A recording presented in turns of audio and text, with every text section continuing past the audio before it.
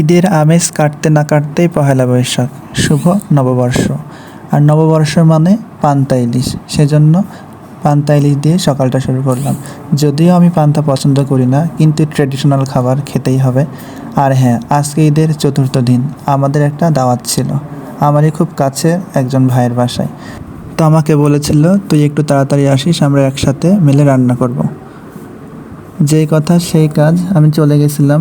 আর হ্যাঁ, ও হচ্ছে 3টা চুলায় রান্না করছিল, 2টা গ্যাসের চুলা এবং একটা কারেন্টের চুলা।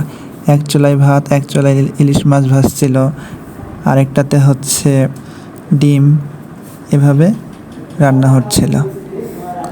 দেখেন, আমি আপনাদের একটু দেখাচ্ছি। আর আমি যাওয়ার আগেই মুরগির রোস্ট, গরু, মুরগির মাংস, ডিমের কোরমা, আরও অনেকগুলো যেসব আইটেম, সেগুলো হচ্ছে রান্না করে ফেলেছিল। যেহেতু আমি একটু যেতে দেরি করে ফেলেছি, তারপরে ভিডিওতে নিয়েছি। আর আমার পোলাও পছন্দ না, সেজন্য আমার জন্য সাদা ভাত রান্না হচ্ছিল।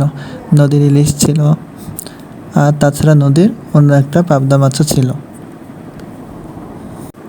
তো আস্তে আস্তে সব গেস্টগুলো আসা শুরু করেছিল। তবে সব বললে ভুল হবে, আজকে আমরা খুবই অল্পজন ছিলাম, 4 থেকে 5 জন হবে বা 6 জন হবে।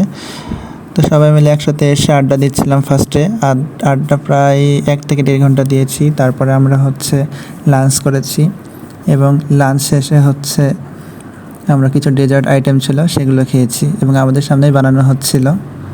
আমরা দেখলাম যে আপনি এত সুন্দর সুন্দর রান্না করেন, আজকে আমাদের সামনেই করেন, আমরা একটু দেখতে চাই। আমরা হচ্ছে খাইলাম, আর খাবার সময় বললাম যে একটু সেলফি নিয়ে রাখি। আমরা যখন বুড়া হব তখন আমাদের নাতনিকে দেখাবো যে দেখো আমরা তোমাদের বয়সে কত মজা করেছি। তো আমার বন্ধু আমাকে একটু খাওয়াই দিচ্ছিলো যে নাও, তুমি যেহেতু ভিডিও করছো তোমাকে একটু রোস্ট খাওয়াই দিই। ঢং করে খাচ্ছিলাম, শুধুমাত্র ফটোশ্যুট করার জন্য আর কি। তো আমরা খাওয়া শেষে রেস্ট করেছিলাম। তারপরে হচ্ছে আমরা বিভিন্ন ডেজার্ট যেগুলো, সেগুলো হচ্ছে যে দেখছিলাম যে কীভাবে প্রসেসিং হচ্ছে। এটা হচ্ছে পুডিং, ডিম পুডিং, তারপরে হচ্ছে মিল্ক পুডিং ছিল, এবং হচ্ছে মালাই পুডিংও ছিল। 3 ধরনের পুডিং ছিল। পুডিংটা কিন্তু অনেক সুন্দর ছিল, শুধু পুডিং বললে ভুল হবে। খাবারগুলো সবগুলোই অসাধারণ ছিল এবং অনেক সুন্দর ছিল। দেখতে যেমন সুন্দর, স্বাদেও তেমন অতুলনীয়। এটা হচ্ছে মালাই পুডিং। তো এগুলো খাওয়ার পরে, যেহেতু পহেলা বৈশাখ, রাজশাহী ভার্সিটিতে যেতেই হবে।